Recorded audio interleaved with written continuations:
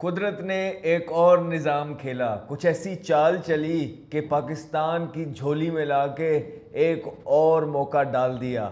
और ये मौका पाकिस्तान को पकड़ना ही पड़ेगा, क्योंकि पाकिस्तान के लिए ये मौका ग्रैब करना बहुत ज़्यादा ज़रूरी है। पूरा पाकिस्तान इंतज़ार कर रहा है, सारे मीमर्स बैठ के जो है ना इंतज़ार कर रहे हैं, सारे सोशल मीडिया बैठ के इंतज़ार कर रहा है कि किसी तरीके से पाकिस्तान ये मौका ग्रैब कर ले।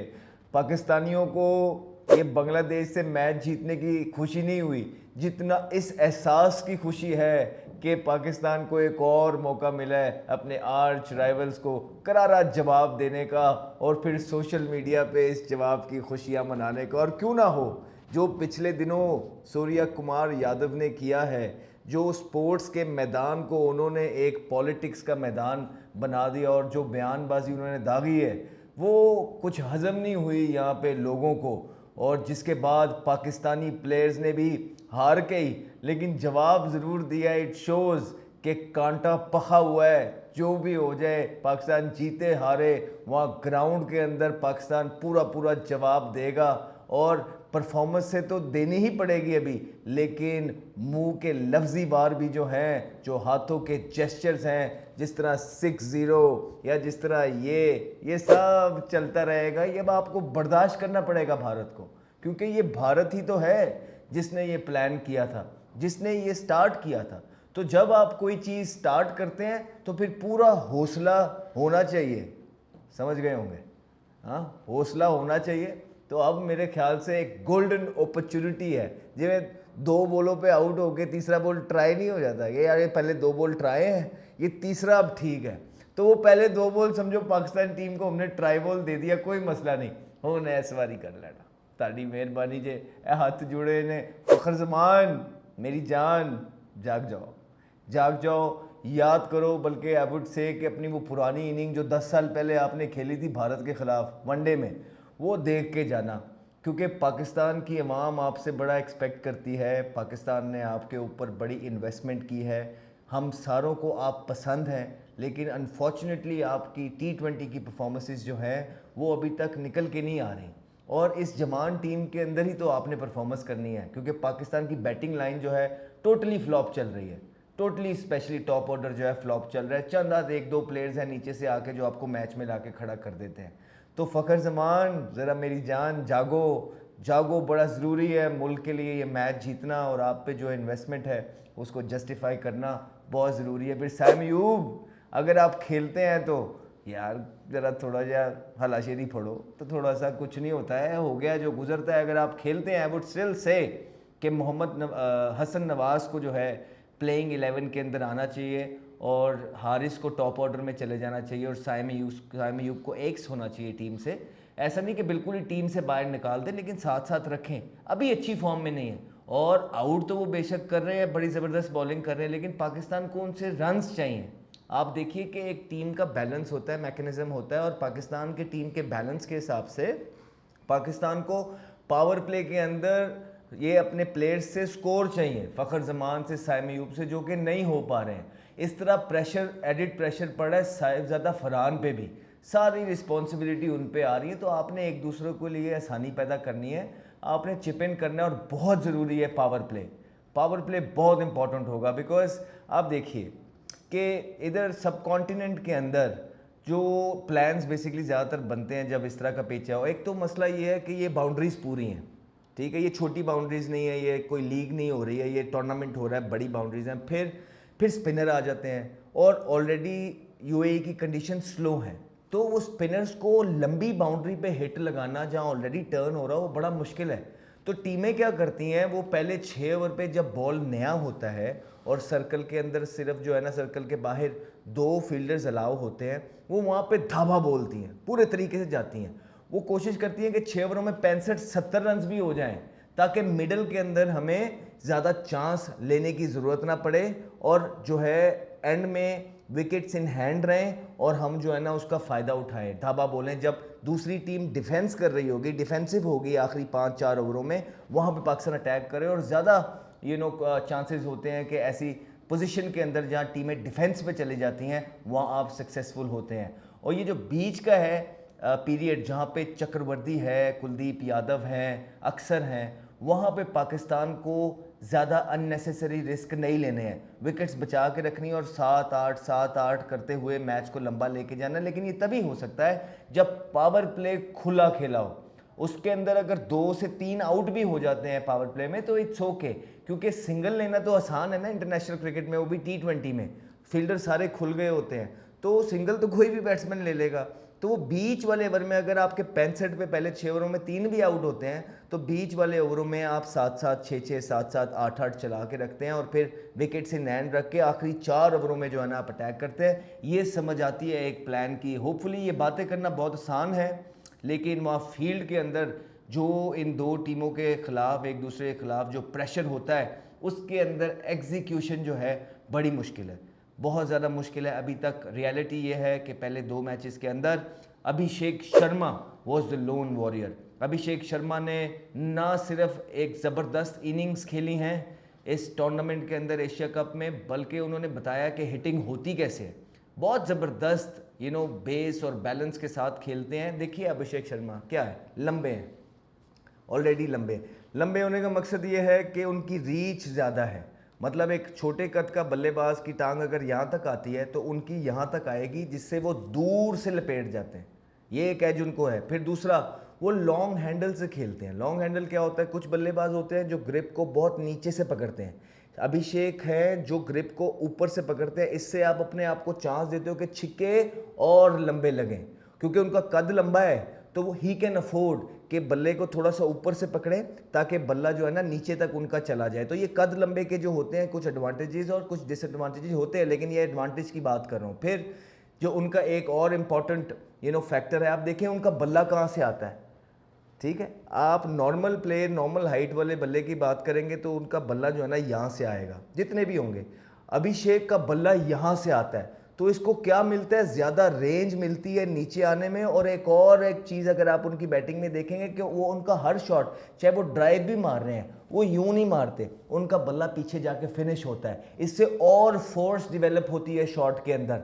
तो ये सारी चीज़ें, फिर एक उनकी जो रिस्ट है वो बड़ी लॉक्ड रहती है। एंड तक अगर आप उनको देखेंगे तो वो एक लॉक्ड रिस्ट के साथ खेलते हैं, वो रिस्ट अपनी खुलने नहीं देते हैं। तो ये 4-5 बड़े इंपॉर्टेंट फैक्टर हैं उनके बल्लेबाजी के अंदर, जिसकी वजह से वो अच्छा खेलते हैं। मैंने सोचा कि आपको ये बताऊं कि ये चक्कर क्या है सारा जो ये इनको दूसरों से डिफरेंट कर रहा है। तो वो एक तो लंबे हैं, उनकी रीच है, फिर लॉन्ग हैंडल बल्ला पकड़ते हैं ऊपर से, फिर उनका बल्ला ज़्यादा ऊपर से आता है क्योंकि लंबे हैं, और फिर वो फिनिश करते हैं पूरा कमर पे लगाते हैं। इस तरह आपकी रेंज कंप्लीट होती है। जब रेंज कंप्लीट होती है तो फोर्स आती है शॉट के अंदर, इसलिए आपने देखा होगा कि दूर दूर छक्के। फिर एक और अच्छी आदत है उनकी, वो कोई स्लॉगिंग नहीं करते, टांगे इधर खोल के, बाजू उधर करके, सर इत्थे करवा लिया होते नहीं, शेप में रहते हैं और जहाँ का बॉल है वहीं पे उसको पूरा फिनिश कर देते हैं, वहीं पे फोर्स डालते हैं। ये सक्सेसफुल जो प्लेयर्स होते हैं या उनके सक्सेस रेट की जो वजह होती है वो इसी तरह होती है। तो ये चंद चीज़ें हैं जो इम्पोर्टेंट है। दूसरी तरफ शाहीन अफरीदी भी अच्छी फॉर्म के अंदर है भाई। इस टूर्नामेंट के अंदर 140 क्लिक कर रहे हैं, अपनी लेंथ पीछे खींची हुई है, गलतियों से सीखने की कोशिश कर रहे हैं, बल्ले के साथ भी बड़ी अच्छी फॉर्म के अंदर हैं और बॉलिंग में भी जो है ना आखिरी 1-2 मैचेस में अच्छी बॉलिंग करके दे रहे हैं। 2 man of the matches already इस टूर्नामेंट में ले चुके हैं, which means confidence level high होगा और एक अच्छा मैचअप देखने के लिए मिलेगा।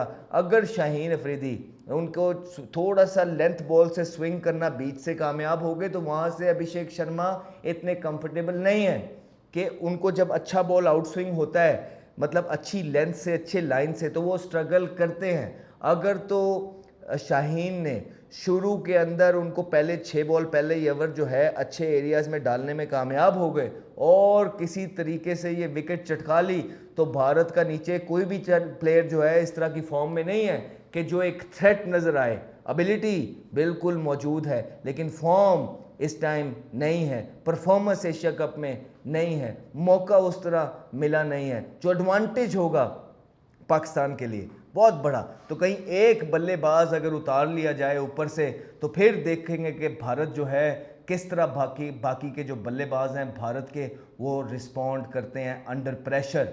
और दूसरी तरफ आप देखेंगे कि इब्रार बहुत ज़बरदस्त फॉर्म के अंदर है, नवाज़ अच्छी फॉर्म के अंदर है, सलमान अली आगा को बॉलिंग करनी पड़ेगी, उनके लेफ्ट हैंडर ज़्यादा हैं, सलमान अली आगा को आना पड़ेगा, बॉलिंग फेंकनी पड़ेगी। फिर आप देखेंगे कि पाकिस्तान की बैटिंग के अंदर भी, और एक वो जो हवा था ना, आपस में 2 मैच खेल लिए, अब थोड़ा प्रेशर भी रिलीज़ होगा। जब आप 1-2 मैच खेल लेते हैं आपस में तो थोड़ा सा ना नर्व्स थोड़ी सी रिलैक्स हो जाती हैं, जिससे परफॉर्मेंस का एक जो क्राइटेरिया वो और बेहतर होके आएगा। फिर 2 मैच पाकिस्तान हारा हुआ है, तो 2 मैच जब एक टीम हारी होती है तो उसके चांसेस तो यही कहते हैं कि हाँ यार ये तीसरा जो है ना ये टीम जीतेगी, ये तीसरा ये टीम ले जाएगी। और यही हालात हैं इस टाइम पूरे पाकिस्तान के, कि पाकिस्तानियों को लगता है, बिलीव है, कॉन्फिडेंस है कि ये टीम जो है ना मार्का मारेगी, फाइनल जीतेगी सलमान अली आगा की कप्तानी में। और अगर आप सलमान अली आगा की बात करेंगे, जब से वो कप्तान बने हैं, परफॉर्मेंस बिल्कुल एक मैटर है जो कि उन्हें करनी पड़ेगी बल्ले के साथ। फिर अपना खुद थोड़ा सा उन्होंने नुकसान किया कि बॉलिंग नहीं कर रहे, अगर साथ बॉलिंग करेंगे तो बहुत ज़बरदस्त हो जाएगा। लेकिन सिर्फ कैप्टनसी, जब से वो कप्तान बने हैं, वो बांग्लादेश की सीरीज़ जीते हैं, वो वेस्ट इंडीज़ की सीरीज़ जीते हैं, वो ट्राई सीरीज़ जीते हैं, अब यहाँ एशिया कप के भी फाइनल में वो टीम को लेके आ गए हैं। तो ये क्रेडिट तो बिल्कुल उनको ज़रा देना पड़ेगा। और उन हालातों में जहाँ पाकिस्तान की सिलेक्शन कमेटी ने बोल्ड स्टेप्स लिए थे, कुछ आज सीनियर प्लेयर्स को बाहर करके, और अब ये उसके बाद टीम जो है ये आपको एक होती हुई नज़र आ रही है, एक जेल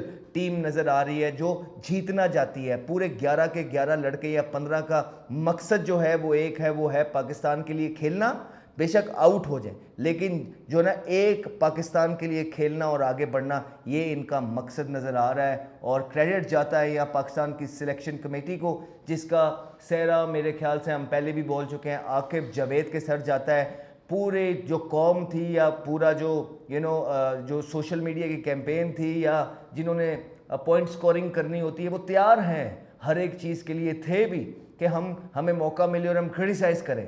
कुछ 1-2 प्लेयर्स हैं जिनकी कैंपेन्स चलती रहती हैं, तो उनके बारे में जब आप कोई हक में बात करते हो तो वो उनके जो हवारी होते हैं वो उसको उठा देते हैं। तो अभी तो कुछ लोग ये कर ही जा रहे हैं जिनको न्यूज़ में रहने का शौक़ है, जिनको पाकिस्तान की परवाह नहीं है, पाकिस्तान की वेल बीइंग की परवाह नहीं है, उनकी टीम के अच्छे एटमॉस्फेयर की परवाह नहीं है, और जो सिर्फ परवाह है तो ये है कि किसी तरीके से हम न्यूज़ के अंदर रहें, तो वो तैयार बैठे हुए हैं। लेकिन जब अल्लाह इज़्ज़त देता है तो ऐसे ही देता है कि ज़बरदस्त तरीके से पाकिस्तान फाइनल के अंदर जो है ना पहुंची है। क्लैरिटी थी, कोई स्केप गोट नहीं रखा सिलेक्शन कमेटी ने इस दफ़ा, अच्छी प्रेपरेशन थी, टीम जल्दी अनाउंस कर दी थी, ठीक है, अच्छी टीम अनाउंस करके दी, तो ये एक पॉजिटिव थे। हाँ, मैनेजमेंट में और प्लेइंग 11 में अभी भी हमें लगता है और एग्जीक्यूशन में बेहतरी की गुंजाइश मौजूद है, बिल्कुल है, प्लेइंग 11 के अंदर भी है और आपके प्लान्स में भी। लेकिन फिर भी पाकिस्तान फाइनल के अंदर है। इट शोज़ कि अगर पाकिस्तान वो छोटी छोटी गलतियां भी जो कर रहा है, अगर वो ना करे तो पाकिस्तान जो है कितना बेहतर खेल सकता है। तो एक बड़ी अपॉर्चुनिटी है पाकिस्तान के लिए, एक बड़ा मुकाबला, बड़ा टाकरा पाकिस्तान वर्सेस भारत, जो कि इतवार वाले दिन खेला जाएगा और पूरी 2 मुल्कों की बल्कि पूरी दुनिया के अंदर लोग ग्लूड होंगे टीवी के साथ, क्योंकि ये टाकरा पूरी दुनिया में माना जाता है। आप जितनी मर्जी बात कर दें, there is no rivalry, the rivalry is there my friend and you have to bear it. There was a time जब पाकिस्तान आपको पास भी नहीं फड़कने देता था, लेकिन अभी आपकी टीम थोड़ी सी बेहतर है, लेकिन हमारी टीम भी किसी से कम नहीं, और हमारी पूरी सपोर्ट जो है ना हमारे लड़कों के साथ है कि 2 मैच तो वो हार गए लेकिन फाइनल जीत के वो अपना हिसाब पूरा करेंगे। और पूरा पाकिस्तान, इस चीज़ का पाकिस्तान भी और वो जितने पाकिस्तानी जो ओवरसीज़ बसते हैं वो इस मैच का इंतज़ार करेंगे और अपना जश्न मनाने का इंतज़ार करेंगे और पूरी तैयारियों के साथ गज बज के जो है इंशाल्लाह जो लोग ये जश्न मनाएंगे। तो देखते हैं क्या होता है। मेरी प्रेडिक्शन तो यही है, 2 मैच जीतने के बाद भारत तीसरा मैच हारेगा, ठीक है, और पाकिस्तान ये मैच जीतेगा। आप लोग अपना बहुत ख्याल रखें। आप लोग क्या समझते हैं बताइए हमें। Henry, and he's got pumped for a big one. Talented young man, Ahmed Shahzad.